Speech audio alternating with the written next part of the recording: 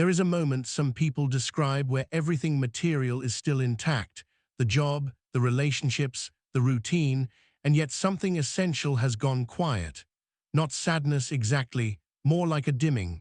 Philosophers have called it emptiness. Clinicians call it existential depression. Viktor Frankl called it the existential vacuum.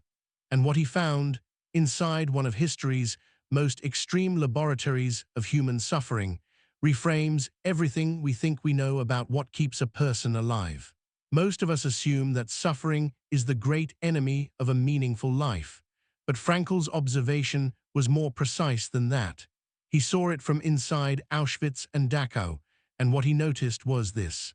It was not always the weakest who died first, and not always the strongest who survived. The difference, far more often than physical condition, came down to whether a person had something to live for. This is not motivational language.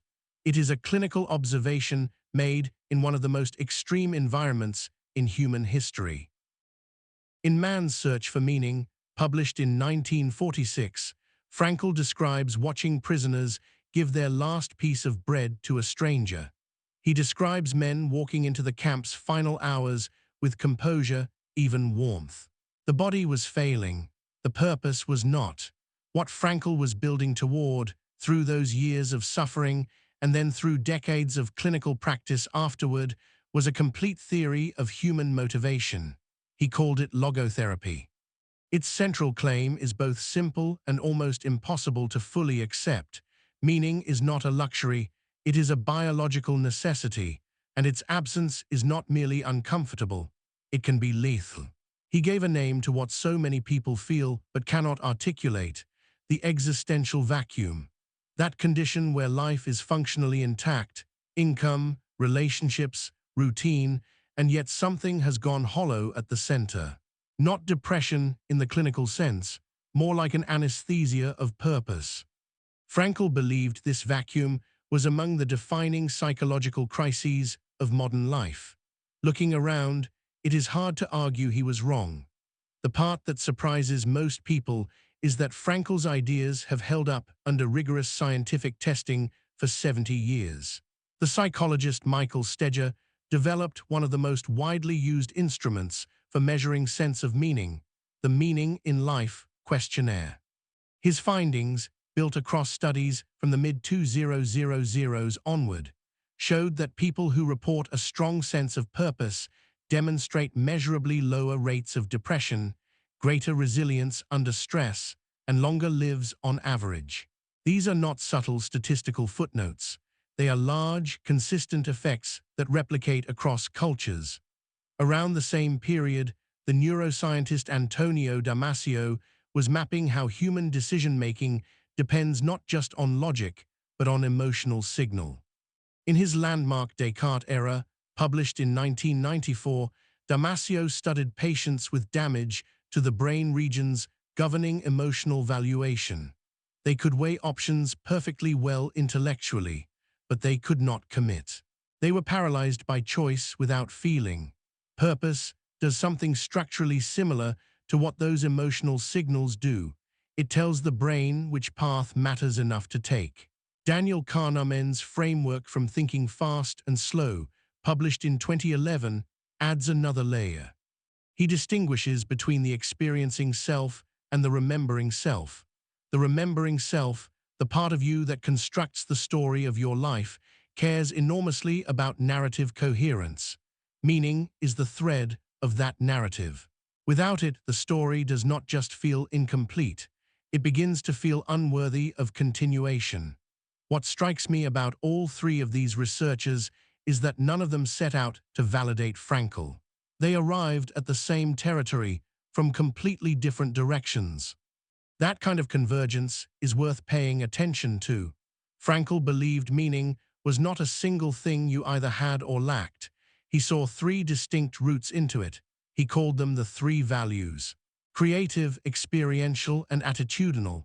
Creative values are what most people imagine first: building something, raising someone, contributing work that outlasts you.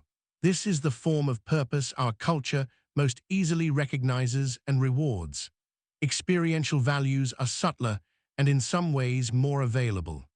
They arise through beauty, through love, through genuine encounter with another person or with the world.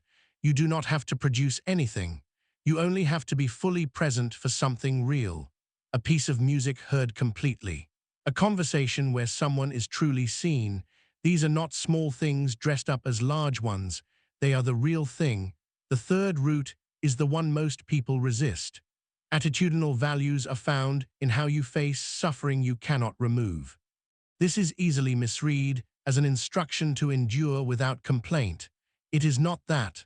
Frankl was explicit: avoidable suffering should be avoided, but when suffering cannot be removed, how you orient toward it remains your choice. And that orientation is itself a form of meaning. Kierkegaard, writing in The Sickness unto Death in 1849, described despair not as grief, but as the failure to become oneself. He called it the most common and the most invisible of human conditions.